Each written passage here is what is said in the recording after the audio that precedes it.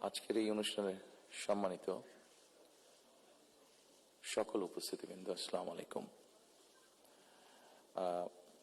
প্রথমেই আমি আপনাদের সকলকে, সম্পাদকবৃন্দ, সাংবাদিকবৃন্দ, সংবাদপত্রের মালিকবৃন্দ সহ বীর সাংবাদিকবৃন্দ সহ যারা উপস্থিত আছেন, প্রথমেই আপনাদের সকলকে আন্তরিকভাবে আমি ধন্যবাদ জানাতে চাই।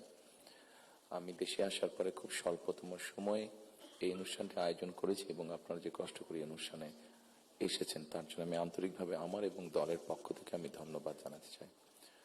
সম্মানিত উপস্থিতিবৃন্দ, যারা এখানে এই মঞ্চে এসে একটু আগে বক্তব্য রেখেছেন, তাদের সকল বক্তব্য থেকে খুব পরিষ্কারভাবে কয়েকটি জিনিস বোধহয় ফুটে উঠেছে, অর্থাৎ আগামী দিন, ফিউচার। এবং ফিউচারটাকে যদি আমরা 2-3 ভাগে ভাগ করি তাহলে একটি দেখতে পাচ্ছি, সেটি ব্যক্তি হিসাবেই হোক অথবা একজন সংবাদ কর্মী হিসাবেই হোক, আপনার স্বাধীনতা, আপনার নিরাপত্তা। আমরা আরেকটি জিনিস মনে হয় আমার চোখে যেটা পড়েছে যারা বক্তব্য রেখেছেন, সেটি হচ্ছে যে গণতান্ত্রিক বা রাজনৈতিক যে অধিকারটি মানুষের, আপনার, আমার, আমাদের সকলের, সেটির ব্যাপারে একটা কনসার্ন সকলে এক্সপ্রেস করেছেন। এবং খুব সম্ভবত একজন বক্তাই এখানে একটি কথা বলেছেন, সেটি হচ্ছে যে আগামী দিন, ফিউচারটা কেমন হবে। আমি দেশে অনেকদিন থাকতে পারিনি, কি কারণে সে প্রসঙ্গে গেলাম না, আপনাদের কম বেশি ধারণা আছে। তবে সারাক্ষণই দেশের সাথে আমার যোগাযোগ ছিল।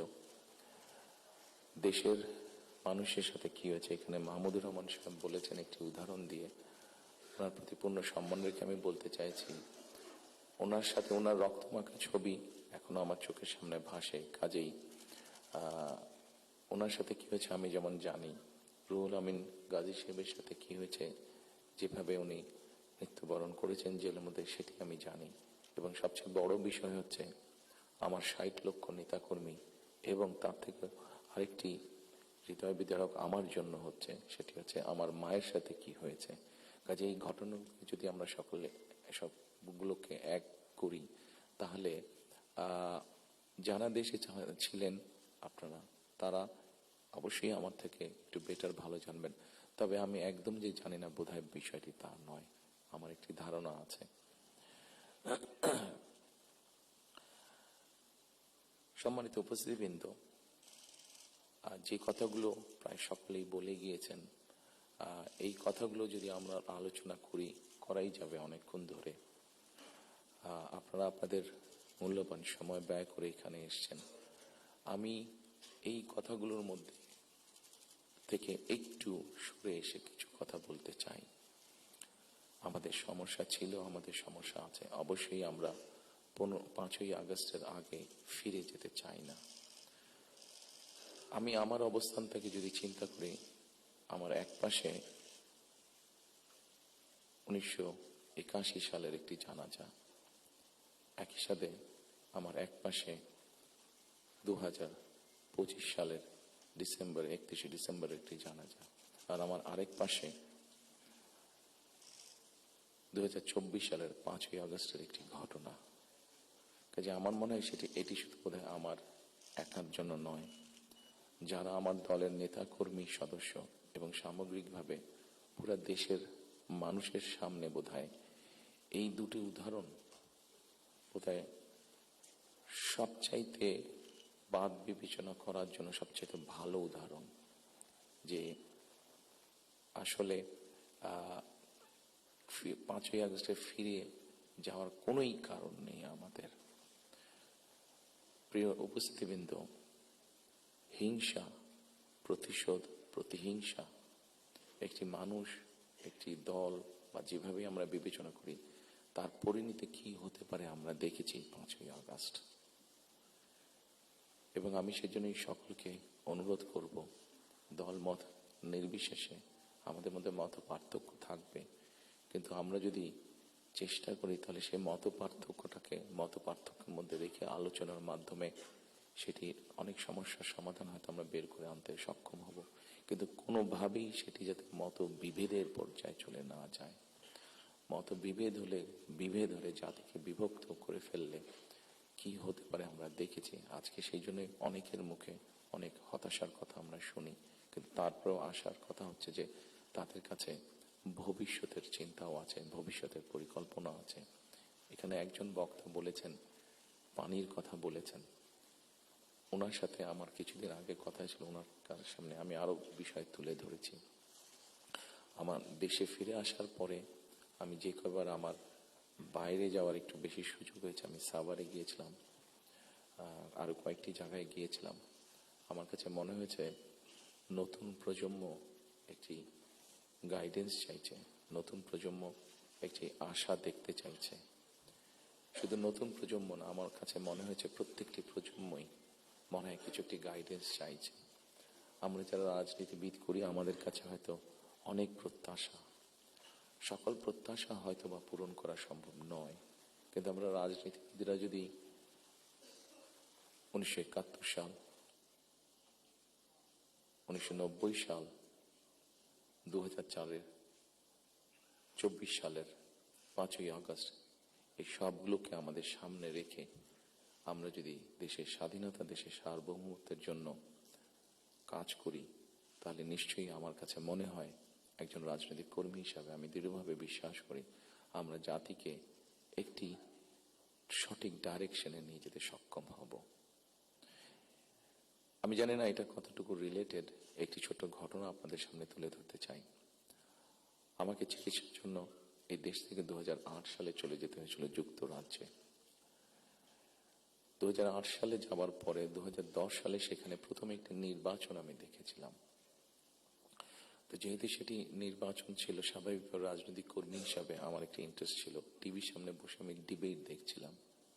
সেখানে দুজন নেতার মধ্যে, দুটি মেইন দলের নেতার মধ্যে, লেবার এবং কনজারভেটিভ, অনেকদিন ধরে লেবার ছিল, 2010 সালে নির্বাচনে কনজারভেটিভ আসে। তো দুই দলের দুই নেতার মধ্যে একটি আলোচনা হচ্ছিল। খুব দুঃখজনক হলো, বাংলাদেশ বাদই দিলাম, শুধু ঢাকা শহরের মধ্যেই কোনো অ্যাম্বুলেন্স সার্ভিস নেই। গত 54-55 বছরে আমরা মানুষের চিকিৎসা সেবার জন্য অ্যাম্বুলেন্স সার্ভিস গড়ে তুলতে সক্ষম হইনি। এটি খুবই দুঃখজনক ব্যাপার। তো এই অ্যাম্বুলেন্স সার্ভিস নিয়ে দুই নেতার মধ্যে তখন কথা হচ্ছিল। খুব সম্ভবত তখন, যতটুকু আমার মনে আছে, তখন এমার্জেন্সির জন্য অ্যাম্বুলেন্স সার্ভিস কল করলে 20 মিনিটের মতন সময় লাগতো আসতে অ্যাম্বুলেন্সের। একজন বলছে 20 মিনিট লাগে, এটাকে আমরা 19 মিনিট করবো। আরেকজন বলছিল যুক্তি তর্ক দিয়ে যে 20 মিনিট লাগে, এটাকে আমরা 15 মিনিটে নিয়ে আসবো। অর্থাৎ একজন 1 মিনিট কমাচ্ছে, একজন 5 মিনিট কমাচ্ছে। এই কাজটি তারা তাদের জনগণের জন্যই করতে চাইছে। আমার মনে হয় এখানে যেটা একটু আগে মাহফুজা আলম সাহেব যে পানির কথাটি বললেন, খুব সঠিকভাবে বলেছেন। ঠিক এখন যেভাবে চলছে, এইভাবে যদি চলে, আমার যতটুকু ধারণা আগামী 10 থেকে 15 বছর, হার্ডলি 20 বছর পরে ঢাকা শহরে কোনো জায়গায় থেকে পানি আমরা পাবো না। আমাদের বুড়িগঙ্গা নদী সম্পূর্ণ রকম পলিউটেড, 100% পলিউটেড। শীতলক্ষা নদী 50%-এর মতন পলিউটেড। এখন মেঘনা নদী থেকে পানি আনার চেষ্টা করা হচ্ছে, আসছে বোধ একটা প্রজেক্ট কাজ হচ্ছে, কিন্তু এটার পানি আগামী 10 থেকে 15 বছর মধ্যে পলিউটেড হয়ে যাবে। ঢাকা শহরে যে 3.5 কোটি মানুষের মতন মানুষ বাস করছে, এদের কেউ পানি পাবে না।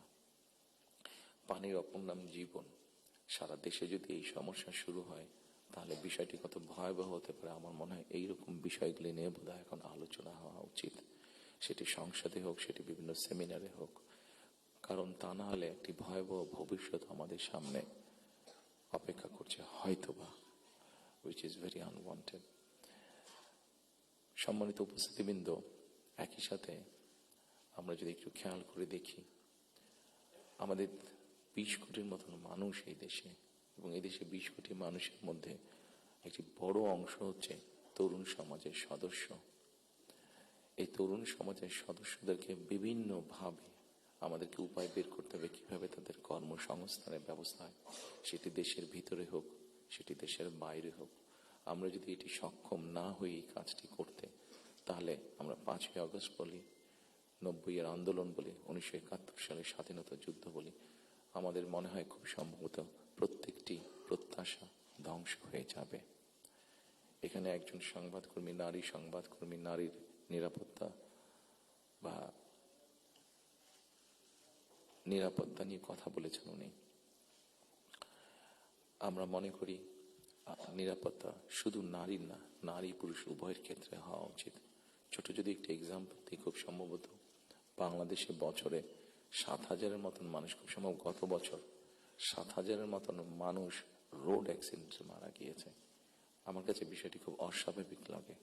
আমার ধারণা আপনারা যদি একটু চিন্তা করেন, আপনাদের প্রত্যেকের কাছে বিষয়টি অস্বাভাবিক লাগবে, কিন্তু ঘটনাটি ঘটছে, কোনো বছর বেশি, কোনো বছর কম। এই অস্বাভাবিক ঘটনাটি কেন ঘটবে? একজন মানুষ রোড অ্যাক্সিডেন্টে অধিকাংশ ক্ষেত্রে যারা মারা যাচ্ছে, আমরা যদি তাদের সামাজিক স্ট্যাটাসটা দেখি, খুব যে অবস্থাপন্ন লোক যারা আর্থিকভাবে সচ্ছল তারা যে মারা যাচ্ছেন তা না, কিন্তু যেই মানুষগুলো মারা যাচ্ছে সেই মানুষরা হয়তো তাদের ফ্যামিলির অনলি আর্নিং সোর্স। মারা যাওয়ার পরে সেই ফ্যামিলিটির কি হচ্ছে, অথবা লোকটি যদি পঙ্গু হয়ে যায়, মানুষটি যদি পঙ্গু হয়ে যায়, তাহলে তার ফ্যামিলির উপরে কি হচ্ছে, এই বিষয়টি বোধহয় আমাদেরকে নজরে আনা উচিত। এরকম অনেকগুলো বিষয় আছে যে বিষয়গুলো আমার মনে হয় রাজনৈতিক দলগুলোর মধ্যে চিন্তা ভাবনা হওয়া উচিত। এখানে শাইখ সিরাজ সাহেব বসে আছেন, ওনার একটি বিখ্যাত প্রোগ্রাম আছে কৃষি সংক্রান্ত। আমাদের দেশে কৃষকদের কি অবস্থা এখন, সেই বিষয়টি বোধহয় আমাদেরকে বিবেচনা করা উচিত। উনি ভালো বলতে পারবেন। আমার যতটুকু ধারণা আছে যে মানে সরাসরি জমিতে কৃষিকাজের সাথে জড়িত জমির মালিক এরকম কৃষকের সংখ্যা প্রবাবলি 1.5 কোটির মতন সারা বাংলাদেশে, 1,50,00,000 মতন। এর মধ্যেও ডিফারেন্ট ক্যাটাগরির কৃষক আছে। এই কৃষকদের বিভিন্ন অসহায়ত্বের নিউজ আপনাদের সংবাদপত্রে প্রকাশ হয়, বিভিন্ন সময় আপনাদের খবরেই প্রকাশিত হয়েছে, বিভিন্ন সময় সেটি ইলেকট্রনিক মিডিয়া হোক, সেটি মেইন মিডিয়া প্রিন্টেড মিডিয়াতেই হোক, প্রকাশিত হয়েছে। এদের ব্যাপারে আমি আমার বিগত সরকারের কথা বলবো, আমার দলের বিগত সরকারের কথা বলবো। সেই সরকার বিভিন্ন সময় বিভিন্ন পদক্ষেপ গ্রহণ করেছে। এত বিশাল সংখ্যক মানুষ, যারা 20 কোটি মানুষের খাওয়া পড়ার ব্যবস্থা করছে, খাওয়ার অন্নের সংস্থান করছে, সেই এত বড় সমাজটাকে কিভাবে সাপোর্ট দেওয়া যায়, তাদের হয়তো সেভাবে বলার সুযোগ নেই। এখানে আপনারা সংবাদপত্রের যারা কর্মী আছেন, আপনারা আপনাদের কিছু সমস্যার কথা বলেছেন। আপনাদের সমস্যাটা আমাদের জন্য শুনতে জানতে সহজ হয়, বিকজ আমাদের জন্য একটা ভেন্যু আছে যেখানে আমরা আলাপ করতে পারি। কিন্তু ওই কৃষকগুলো যাদের কোনো ভেন্যু নেই, যারা এরকম একটা প্রোগ্রাম অর্গানাইজ করতে পারছে না, তারা কিভাবে বলবে কথাগুলো? কাজে তাদের কথাটাও তো আমাদেরকে জানতে হবে। কাজে এই বিষয়গুলি, সম্মানিত উপস্থিতিবৃন্দ, আমার মনে হয় এই সকলে এরকম আরো অনেকগুলো বিষয় আছে। আমরা নারীর স্বাধীনতার কথা বলছি। বেগম রোকেয়া নারীর শিক্ষার জন্য আন্দোলন করেছিলেন। মরহুমা বেগম খালেদা জিয়া নারীদের শিক্ষার ব্যাপারটা নিশ্চিত করেছিলেন। পরবর্তীতে আগামী নির্বাচনে ইনশাল্লাহ জনগণের ম্যান্ডেট নিয়ে আমরা সরকার গঠনে সক্ষম হলে আমাদের একটি পরিকল্পনা রয়েছে, এই যেই নারীরা শিক্ষিত হয়েছে এদেরকে অর্থনৈতিকভাবে স্বাবলম্বী করে গড়ে তোলা। একটু আগে আমি যে ফ্যামিলি কার্ডটা বলেছিলাম, সেটির লক্ষ্য বা উদ্দেশ্য হচ্ছে সেটাই, এই নারী সমাজকে গড়ে তোলা। আমাদের হিসাব মতে বাংলাদেশে 4 কোটি ফ্যামিলি আছে। আমরা যদি পরিবার হিসাবে ভাগ করি, এবারে যে একটি পরিবারে 5 জন করে সদস্য ধরা হয়েছে। আমরা এই ফ্যামিলি কার্ডটি আপনাদের সামনে একটু তুলে ধরতে চাইছি, আমাদের পরিকল্পনাগুলো। কারণ এখানে একজন সাংবাদিক উল্লেখ করেছেন যে 25 তারিখে যখন আমি এসেছি, আমি একটি কথা বলেছিলাম মার্টিন লুথার কিং এর মতন, আই হ্যাভ এ ড্রিম, যেমন বলেছিল 62 বছর আগে মার্টিন লুথার কিং। আমি বলেছিলাম আই হ্যাভ এ প্ল্যান। সেই প্ল্যানের মধ্যে একটি অংশ আছে বাংলাদেশের যে হাফ পপুলেশন নারী, তাদেরকে ঘিরে, এবং সেটি হচ্ছে ফ্যামিলি কার্ড। ফ্যামিলি কার্ডের মাধ্যমে ইটস নট যে একটা ফ্যামিলি কার্ড যে নারী পাবে সেটি সে সারা জীবন পাবে। একজন গৃহিণী বা একজন হাউস ওয়াইফ যে পাবেন কার্ডটা সারা জীবনের জন্য না, আমরা 5 থেকে 7 বছর দেবো। এই 5 থেকে 7 বছর তাকে আমরা একটা সাপোর্ট দেওয়ার চেষ্টা করবো। সেটা টাকার হিসাবে হতে পারে, অথবা এসেনশিয়াল ফুড আইটেমের হিসাবে হতে পারে। কারণ আমরা দেখেছি যে একজন নারী বা একজন স্ত্রীকে বা একজন গৃহিণীকে যদি একটি সাপোর্ট দেওয়া হয়, সেটি সে তার ফ্যামিলির জন্য সঠিকভাবে খরচ করে দেন একজন পুরুষ। এবং আমরা রিসার্চ দেখেছি যে যদি 5 থেকে 7 বছর দেওয়া যায় তাহলে সে যেই অর্থটা তার হাতে জমা হয় সে মূলত 3টি কাজে খরচ করে। প্রথমত তার ফ্যামিলির স্বাস্থ্যের পেছনে, দ্বিতীয়ত তার ফ্যামিলির ছেলে মেয়েদের শিক্ষার পিছনে, তৃতীয়ত সে যে অর্থটা জমা করতে পারে সেটি সে ছোট ছোট ভাবে ইনভেস্ট করে। খুব স্বাভাবিকভাবে এইভাবে যখন সে ইনভেস্ট করা ধরবে, স্বাভাবিকভাবে তার গ্রামের লোকাল ইকোনমিটা স্ট্রেংথেন হবে, তার উপজেলার ইকোনমিটা স্ট্রেংথেন হবে, তার জেলার ইকোনমিটা স্ট্রেংথেন হবে, তার পরিবারটা শিক্ষিত এবং তার পরিবারটা যদি হেলদি হয়, এইভাবে পুরো গ্রামটা হবে, এভাবে পুরো উপজেলাটা হবে, এইভাবে পুরো জেলাটা, বিভাগ, একসময় গিয়ে দেশটা হবে। 4 কোটি ফ্যামিলির মধ্যে আপনারা বলতে পারেন একবারে কি দেওয়া সম্ভব কিনা? না, 4 কোটি ফ্যামিলির মধ্যে একবারে দেওয়া সম্ভব না। গ্র্যাজুয়ালি আমরা যাব, যারা প্রান্তিক, যারা যাদের যাদের নিডফুল, আন্ডার প্রিভিলেজ, তাদেরকে দিয়ে আমরা শুরু করব। এই কার্ডটি আমরা, আপনারা জিজ্ঞেস করতে পারেন হয়তো কার্ডটি কাদেরকে দেবেন। আমরা কার্ডটি জেনারেল রেখেছি, ইউনিভার্সাল রেখেছি, কারণ আমরা অতীতে দেখি যে বিভিন্ন সময় বিভিন্ন সোশ্যাল সেফটি নেটওয়ার্কের আওতায় যাদেরকে নিয়ে আসা হয়, বিভিন্ন ক্যাটাগরি করা হয় এবং সেখানে কারাপশন দেখা দেয়। সেই জন্য আমরা এটি জেনারেল রেখেছি। এটি একজন গ্রামের কৃষকের স্ত্রী যেমন পাবে, ইমাম সাহেবের স্ত্রী যেমন পাবে, প্রাইমারি স্কুলের শিক্ষকের স্ত্রী যেমন পাবেন, ঠিক একইভাবে ডিসি সাহেবের স্ত্রীও পাবেন, এসপি সাহেবের স্ত্রীও পাবেন। তবে আমরা দৃঢ়ভাবে বিশ্বাস করি ডিসি সাহেবের স্ত্রী বা এসপি সাহেবের স্ত্রী নিশ্চয়ই ওনারা নেবেন না, কারণ ওনাদের ওটি প্রয়োজন হবে না।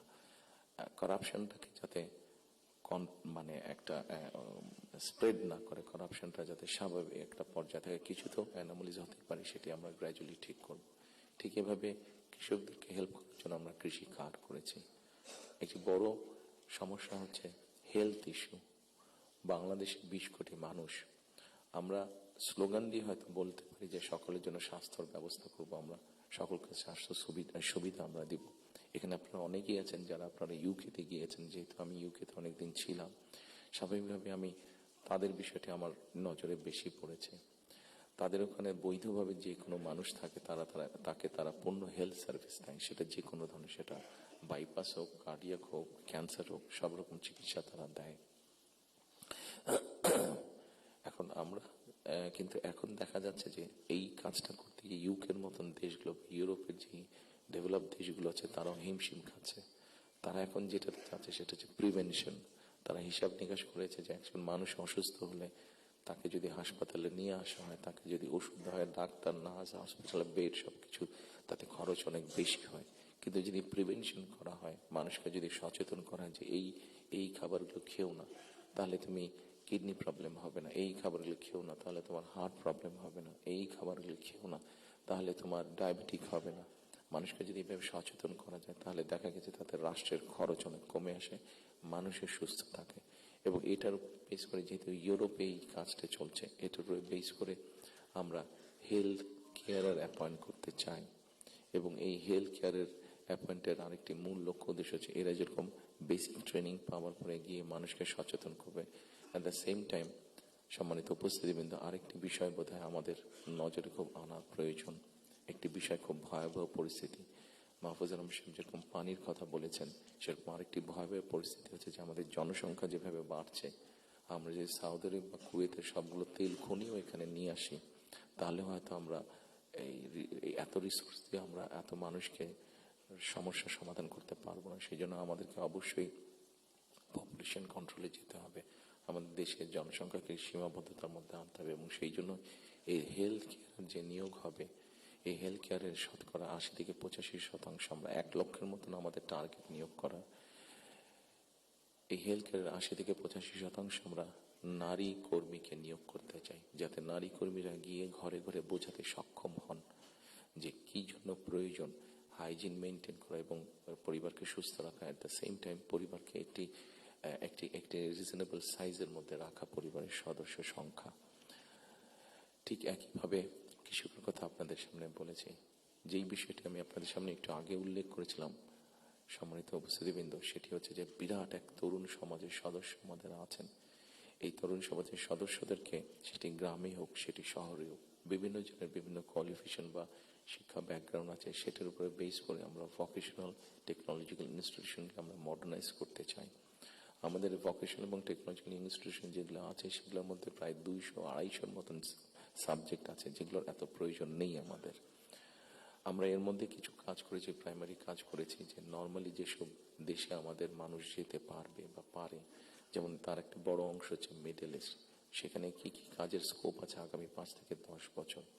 একটি বড় মার্কেট হচ্ছে মানুষ যাবার জন্য, দেশ থেকে স্কিল শ্রমিক যাওয়ার মতন একটি বড় মার্কেট আস্তে আস্তে তৈরি হচ্ছে জাপানে, আস্তে আস্তে তৈরি হচ্ছে ইউরোপে, ইভেন চায়নাতেও তৈরি হচ্ছে।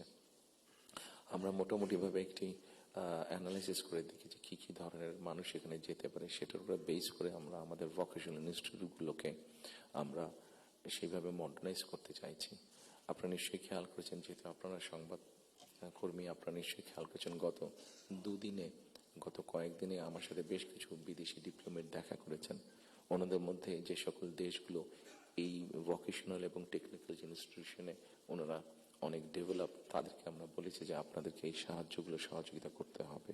ওনারা খুশি মনে আমাদেরকে বলেছেন যে ওনারা এই ব্যাপারে সহযোগিতা করবেন। আমরা যদি আমাদের ছেলেদেরকে, এই মুহূর্তে 8 থেকে 10 লক্ষ মানুষ প্রতি বছর বিদেশে যাচ্ছে, তার মধ্যে প্রায় 6.5-7 লক্ষ মানুষ মধ্যপ্রাচ্যে যাচ্ছে, কিন্তু আপনারা যদি খেয়াল করে দেখেন যে তারা যে যাচ্ছেন মধ্যপ্রাচ্যে, তারা কিন্তু আনস্কিল্ড হিসেবে যাচ্ছেন। তাদেরকে যদি আমরা কিছুটা ভাষা শিখিয়ে দিতে পারি এবং সেখানে যেই কাজগুলোতে তারা যাচ্ছেন সেগুলোর ব্যাপারে মিনিমাম ট্রেনিং দিয়ে দিতে পারি, তাহলে কিন্তু গিয়ে তারা ওখানে বেটার করতে সক্ষম হবেন। ঠিক এইভাবে যদি আমরা রিসার্চ করে যদি মার্কেটগুলোকে বের করতে পারি, তাহলে দেশের বাইরে আমরা বহু সংখ্যক অ্যাকাউন্ট, যে 8 থেকে 10 লাখ, অ্যাবাউট 1 মিলিয়ন মানুষ বিদেশে যাচ্ছে, এটাকে খুব সহজে 2 থেকে 3 বছরের মধ্যে পসিবলি 1.5 to 2 মিলিয়ন করা যাবে। 15 থেকে 20 লক্ষ মানুষ করা যাবে। এবং 15 থেকে 20 লক্ষ মানুষ শুধু যাচ্ছেন না, তাদেরকে যদি ট্রেনিং এবং ল্যাঙ্গুয়েজ দিয়ে আমরা পাঠাতে পারি, তাহলে ভ্যালু অ্যাড হবে। এখন যদি কেউ $100 আর্ন করে মাসে, ইজিলি সেটা $300 নিয়ে আসতে পারবো। তাহলে বৈদেশিক মুদ্রার একটা বিশাল অংশ আমরা আনতে পারবো, যেটা দিয়ে আমরা কাজ করতে পারবো। আপনারা যেরকম বিভিন্ন বিষয়ে উল্লেখ করেছেন, বিভিন্ন দাবি দেওয়ার, সেই জিনিসগুলো আমরা পূরণ করতে পারবো। আমরা একটি জিনিস বিবেচনা করছি এই মুহূর্তে। এখন যদি আমরা দেখি আমাদের বৈদেশিক মুদ্রা উপার্জনের রাস্তা মূলত দুটি, একটি হচ্ছে গার্মেন্টস এবং একটি হচ্ছে আমাদের রিমিটেন্স, যেটা প্রবাসীরা পাঠিয়ে থাকেন কষ্ট করে। এইটির সংখ্যাকে আমরা বাড়াতে চাচ্ছি। আমরা একটি চিন্তা ভাবনা করেছি, এর মধ্যে নিজেদের মধ্যে আমরা আলাপ করেছি যে কোনো উদ্যোক্তা যদি একটি ইন্ডাস্ট্রি বা ফ্যাক্টরি সেট করেন, যেটির শতকরা 100 ভাগ পণ্য বিদেশে রফতানি হবে। যেমন কেউ যদি বলেন যে আমি কলমটি তৈরি করবো, কিন্তু এটা not for local market, absolutely for export market, তাহলে আমরা তাদেরকে বন্ডেড ফ্যাসিলিটি দেওয়ার কথা চিন্তা করছি। আমরা যদি বন্ডেড ফ্যাসিলিটিটা তাদেরকে দিতে পারি, আমাদের হিসাব বলে, আমাদের রিসার্চ বলে, তাতে এক্সপোর্টের সংখ্যা যেরকম বৃদ্ধি পাবে, তাতে উদ্যোক্তারাও খুশি হবে। এবং উদ্যোক্তারা যখন এখানে কোনো মিল কারখানা তৈরি করবেন, সেক্ষেত্রে আমরা আমাদের বহু বেকারের কর্মসংস্থান তৈরি করতে পারবো। কাজে সম্মানিত উপস্থিতির মধ্যে আমি যদি এইভাবে আপনাদের সাথে আলোচনা করি, অনেক সময় লাগবে, সময় কম, আপনার প্রত্যেকে ব্যস্ত মানুষ, প্রত্যেকে আপনাদের সময়ের মূল্য আছে। আমি আমার কিছু চিন্তা ভাবনাগুলো আপনাদের সামনে শেয়ার করলাম। আপনাদের এখানে কয়েকটি কথা খুব সম্ভবত উঠে এসেছে, যতটুকু আমার মনে পড়ছে। এখানে নয়া দিগন্ত সম্পাদক সাহেব একটু আগে বলেছেন যে আমার প্ল্যানটা পরিষ্কার না। আমার মনে হয় পরিষ্কার না হলেও কিছুটা হয়তো আমি পরিষ্কার করতে সক্ষম হয়েছি। আরো কিছু প্ল্যান আছে আমাদের, যেমন কর্মসংস্থানের ক্ষেত্রে আরেকটি প্ল্যানের কথা আপনাদেরকে উল্লেখ করি। যেমন আইটি সেক্টরে আমাদের অনেক ইয়াং ছেলে মেয়ে আছে যারা আইটি সেক্টরে কাজ করছেন। আমরা স্বৈরাচারের সময় দেখেছি বাংলাদেশের বিভিন্ন জায়গায় আইটি পার্কের নামে কতগুলা বড় বড় বিল্ডিং তৈরি করা হয়েছে, কিন্তু এখনই আমি কিছু পত্রিকার পাতায় নিউজ দেখেছি, গত 2-1 বছর আগেও নিউজ দেখেছি, 2-3 বছর আগে নিউজ দেখেছি, যে পার্কগুলো অনেক ক্ষেত্রে দেখা যাচ্ছে যে অসামাজিক কাজ হচ্ছে, অথবা সেখানে কমিউনিটি সেন্টার হচ্ছে, অর্থাৎ আইটি পার্ক বলতে যাবো যে তার বিন্দু কোনো কিছুই সেখানে নেই। প্রিয় সম্মানিত উপস্থিতিবৃন্দ, আমরা এই আইটি পার্কগুলোকে একটু ডিফারেন্ট ভাবে নিয়ে আসতে চাইছি। আমাদের বিভিন্ন জায়গায় যে আইটি পার্কগুলো আছে, এই আইটি পার্কগুলোকে আমরা ওই এলাকায় যদি আমরা বের করতে পারি আমাদের তরুণ সমাজের কারা কারা আইটিতে কাজ করছেন, অনেকেই কাজ করছেন, কেউ কাজ করছেন ডাটা প্রসেসিং এ, কেউ কাজ করছেন হয়তো কোনো রকম ডিজাইনিং এ, কেউ কাজ করছেন হয়তো অনলাইন শপিং এর, শপিং মানে অনলাইন ট্রেড করছেন অনেকে। আমাদের একটা চিন্তা ভাবনা আছে যে এই মানুষগুলোকে একত্রিত করে আমরা ওই আইটি পার্কগুলোকে ফ্রি ওয়াইফাই দেবো এবং তাদেরকে ছোট ছোট স্পেস করে তাদেরকে অফিস করে দেবো। এখন হয়তো তারা হলে যারা থাকছেন, যদি স্টুডেন্ট হয়ে থাকেন হলে বিছানার উপরে কাজ করছে, তাহলে মেসে থাকলে মেসের ওই ছোট্ট কোনায় কাজ করছে, অথবা বাসায় থাকলে হয়তো বিছানার উপরে বসে কাজ করছে, অথবা ছোট্ট একটা টেবিল চেয়ার নিয়ে কাজ করছে। কিন্তু আমরা যদি তাদেরকে একটা স্পেস করে দিতে পারি তাহলে কিন্তু তারা তাদের বিজনেসটা অনেক ফ্লরিশ করতে পারবে এবং স্বাভাবিকভাবে তার বিজনেস যখন ফ্লরিশ হবে সে তখন আরো হয়তো তার মতন আরো কয়েকজনকে একসাথে নিয়ে আরো একটু বড় কোম্পানি করবে। অর্থাৎ এই সবগুলো সম্ভাবনার কথা বলছে এবং এই সম্ভাবনার কথাগুলো অবাস্তব নাই। আমরা চেষ্টা করলে এই সম্ভাবনাগুলো আমরা বাস্তব রূপ দিতে পারবো। ঠিক একইভাবে আজকাল ফেসবুকে গেলে অথবা টিকটকে গেলে আমরা দেখি আমাদের তরুণ সমাজের সদস্যরা অনেকে অনেক প্রতিভাবান, বিভিন্ন রকম কন্টেন্ট তারা মেক করছেন।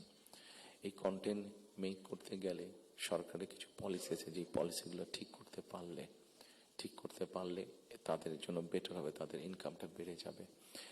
ইন্টারন্যাশনাল গেটওয়ে যে আছে যেখানে কারেন্সি আসে বা যায়, এখানে কিছু সমস্যা আছে, পেপাল সহ এরকম যেগুলো আছে, আমরা এরই মধ্যে তাদের সাথে কথা বলেছি যে কিভাবে এই সমস্যাগুলো সমাধান করা যায়। অর্থাৎ যারা আমাদের অনলাইনে কাজ করবে বা কন্টেন্ট মেক করবে, এরা যে যাবে, এরা যে অ্যাড হবে, যে ইনকামটাতে আসবে, সেটা কিভাবে সহজে তাদের কাছে এসে পৌঁছতে পারে, এই ব্যাপারে আমরা তাদের সাথে মোটামুটিভাবে আলাপ করেছি।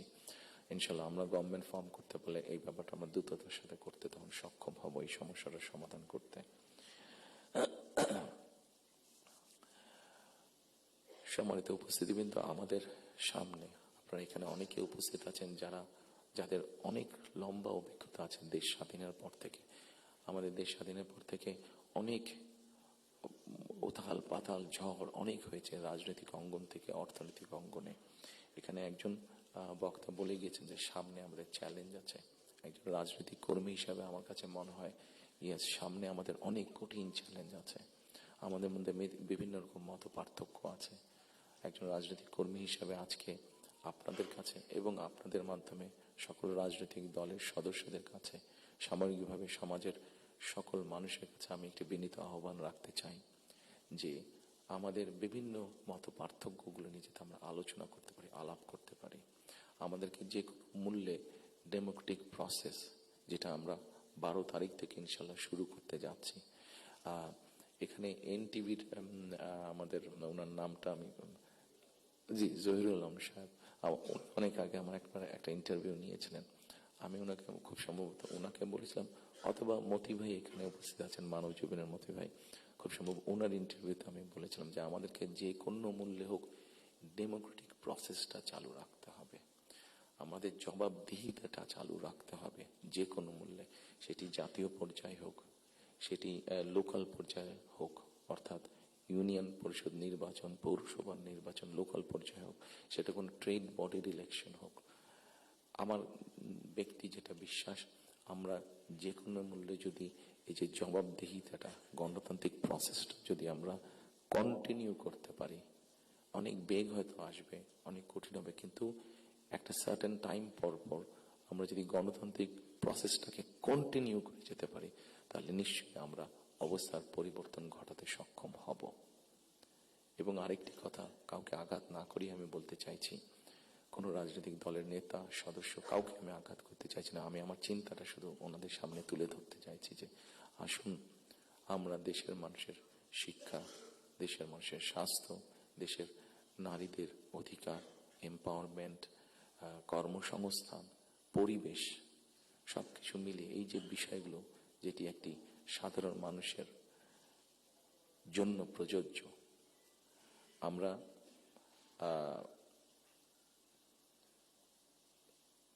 অনেক দিন ধরে আমরা শব্দটা কি আমাদের রিফর্ম, শব্দটা মনে করতে পারি, সংস্কার, রিফর্ম, যে বিষয়গুলি নিয়ে আমরা আলোচনা করেছি, আপনারা যদি একটু খেয়াল করে দেখেন এই রিফর্মের মধ্যে আমার কাছে মনে হয়েছে যে 3টি পার্ট আছে। একটি হচ্ছে সাংবিধানিক পার্ট, একটি হচ্ছে আইনগত পার্ট, এবং আরেকটি হচ্ছে মানুষের প্রতিদিনের জীবনযাত্রা, নিরাপত্তা, তাদের সিকিউরিটি সবকিছু নিয়ে একটি পার্ট আছে। আমরা সাংবিধানিক বিষয় নিয়ে আলোচনা করেছি, আইনগত বিষয় নিয়ে আলোচনা করেছি। আমার মনে হয় মানুষের প্রতিদিনকার প্রত্যেকটি মানুষ, সকল সমাজের প্রত্যেকটি শ্রেণী পেশার মানুষ, তাদের প্রতিদিনকার যে চাওয়া পাওয়াগুলা, প্রয়োজনগুলো, সেটা নিয়ে বোধহয় আমরা আলাপ আলোচনা একটু কম করেছি। আমার কাছে মনে হয় সেই বিষয়গুলি নিয়ে বোধহয় আলোচনা করা উচিত। সেই বিষয়গুলি নিয়ে বোধহয় প্রত্যেকটি রাজনৈতিক দলের আলোচনা করা উচিত।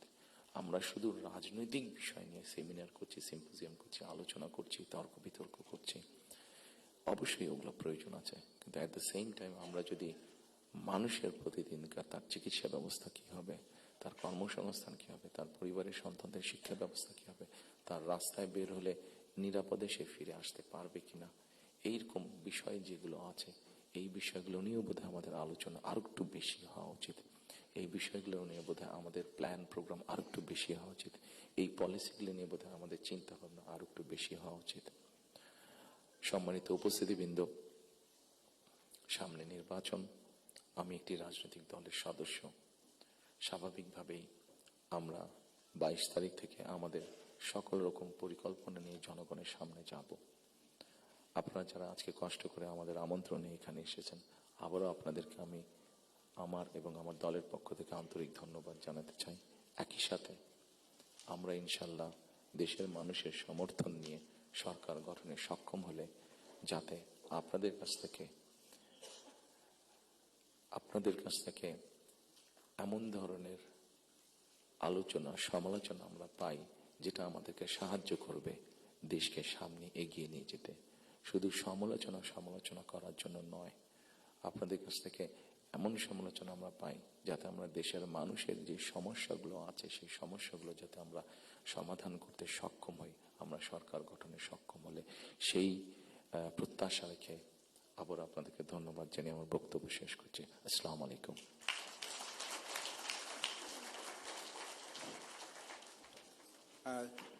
ধন্যবাদ চেয়ারম্যান জনাব